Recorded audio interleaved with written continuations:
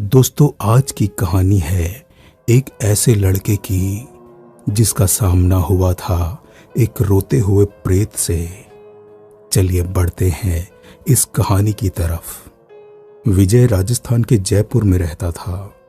ये तब की बात है जब विजय कॉलेज के दूसरे सेमेस्टर की पढ़ाई कर रहा था। कॉलेज की छुट्टियां थीं, इसलिए विजय ने सोचा कि वो अपने मामा के यहाँ पर घूम आए। विजय 10-12 दिन के लिए अपने मामा के यहाँ चलने के लिए निकल पड़ा। विजय के मामा ने अभी अभी एक नया घर लिया था। विजय के मामा का ये घर जयपुर में ही था। विजय के मामा का एक लड़का था और उसका नाम था अरुण, जो करीब विजय की ही उम्र का था। विजय और अरुण दोनों में काफ़ी बनती थी। अरुण काफ़ी खुश हुआ विजय को देखकर। वैसे भी वो इस नई जगह पर अकेला बोर हो रहा था और उसे अब एक कंपनी मिल चुकी थी। दिन भर काफ़ी मस्ती करने के बाद अब रात हो चुकी थी। क्योंकि गर्मियों का वक्त था, इसलिए दोनों ने सोचा कि घर के बाहर ही खाट लगाकर सो जाएं। उन दोनों ने अपनी अपनी खाट पास में लगाई और फिर बातों में लग गए। अचानक विजय की नज़र सामने की तरफ एक 3-4 मंजिला बिल्डिंग पर गई, जो पूरी तरह खाली थी और खंडर जैसी हो चुकी थी। विजय ने अरुण से पूछा, यार अरुण, ये सामने की बिल्डिंग में कोई रहता नहीं है क्या? अरुण ने थोड़ा असहज होकर बताया कि नहीं, ये बिल्डिंग तो काफ़ी समय से खाली है और जो लोग रहते भी थे वो काफ़ी साल पहले यहाँ से चले गए। विजय ने आश्चर्य से पूछा, क्यों, ऐसा क्या है वहाँ पर, लोग क्यों नहीं रहते? इसके बाद अरुण ने बताया कि सुना है उस बिल्डिंग के पिछले हिस्से में रोज रात को एक प्रेत आता है। ये सुनकर विजय बहुत उत्साहित हुआ और पूछने लगा कि फिर क्या करता है वो प्रेत? अरुण ने बताया कि सुना है बहुत साल पहले एक आदमी रात को छत से गिरकर मर गया था और उसकी मौत यहीं पर हो गई थी। कहते हैं कि रोज रात को उस आदमी का भूत उस छत पे से जहाँ से वो गिरा था वहीं पर आकर बैठता है। कई लोगों ने उसकी मौत के बाद उसको छत पे या नीचे पेड़ के पास बैठकर रोते हुए देखा है। बस तब से वहाँ पर रहने वाले लोग चले गए और उसके बाद से वहाँ पर कोई भी नहीं जाता। बस इतना कहकर अरुण ने बोला, चलो अब सो जाओ, वरना सुबह जल्दी नहीं उठ पाएंगे।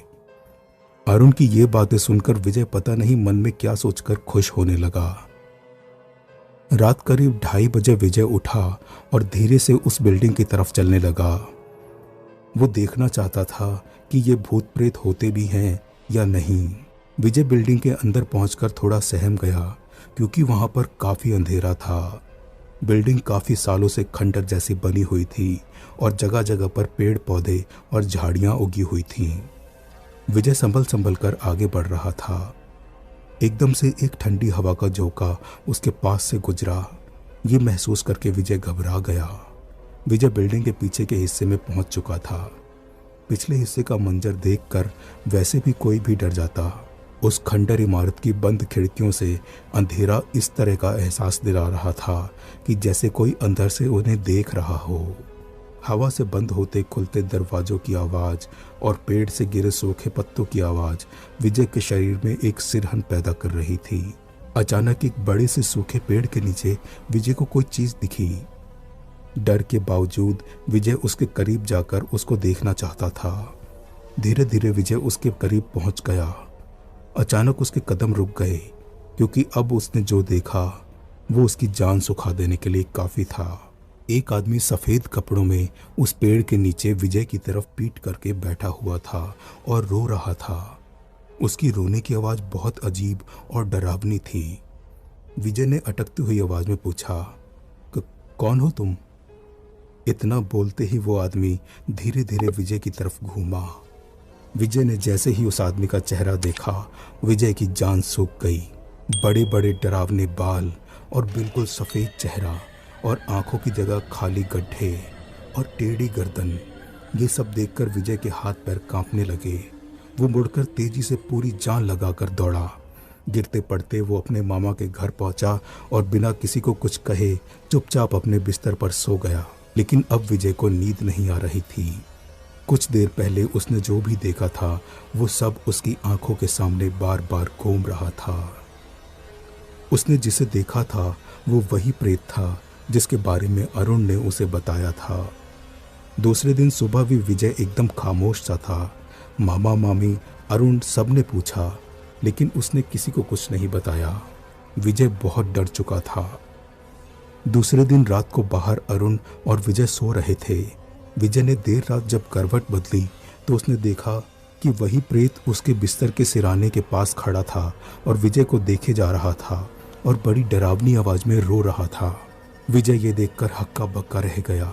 वो चिल्लाना चाहता था, लेकिन उसके गले से आवाज ही नहीं निकल रही थी। उसने जोर से अरुण की चारपाई को लात मारी, जिससे अरुण उठ गया, लेकिन अरुण को कुछ नहीं दिखा।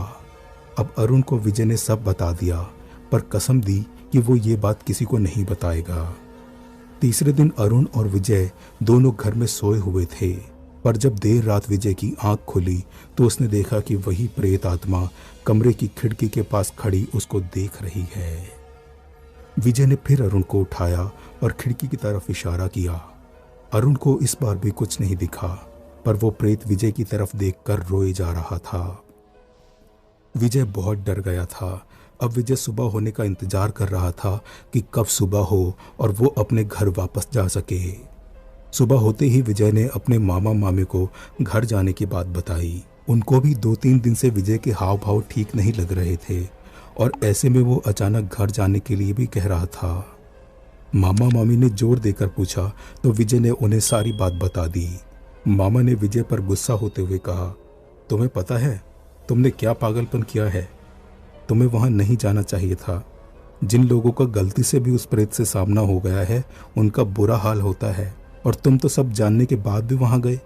मामा ने आगे कहा, उस बिल्डिंग की छत पर से 4-5 लोगों ने उस आदमी की हत्या करके उसे ऊपर से नीचे फेंक दिया था और वो आदमी उस पेड़ के पास जाकर गिरा था और वहीं पर उसने दम तोड़ दिया था। उसके गुनहगारों को अभी तक सजा नहीं हुई, इसलिए उसकी आत्मा भटक रही है और वहीं पेड़ के नीचे आकर उसकी आत्मा रोती है और कभी कभी छत पर भी दिखती है। तुम एक काम करो, मैं अभी के अभी तुम्हें तुम्हारे घर छोड़ाता हूँ। विजय के मामा विजय को लेकर उसके घर छोड़ने चले गए। रास्ते में जाते समय हनुमान जी का एक मंदिर पड़ा, जहाँ से उसके मामा ने उसे एक धागा बंधवा दिया। मंदिर से निकलने के बाद अभी वो कुछ दूर ही चले थे, तब तक विजय ने देखा कि वही प्रेत आत्मा उसे एक पेड़ के पीछे से देख रही थी। विजय ने दौड़कर अपने मामा का हाथ पकड़ लिया और मुंह फेर कर वहां से निकल गया। काफी सालों बाद जब विजय वहां आया तो वहां सब कुछ बदल चुका था। वो बिल्डिंग तोड़ दी गई थी, पर वो पेड़ अब भी वहां था। कहते हैं कि अब वैसे हादसे वहां और बढ़ गए थे। आए दिन वो प्रेत किसी न किसी को दिखाई देता था, पर विजय ने उसके बाद कभी भी मुड़कर उस तरफ नहीं देखा। अब विजय काफी बदल चुका है। एक समय था जब विजय काफी हंसमुख और निडर था, लेकिन अब वो रातों को कई बार उठकर अपने सिराने और खिड़की की तरफ शक की नजरों से देखता है कि कहीं वो प्रेत फिर से उसे देख तो नहीं रहा। दोस्तों, ये थी आज की कहानी। मिलेंगे अगले वीडियो में एक नई कहानी के साथ। तब तक के लिए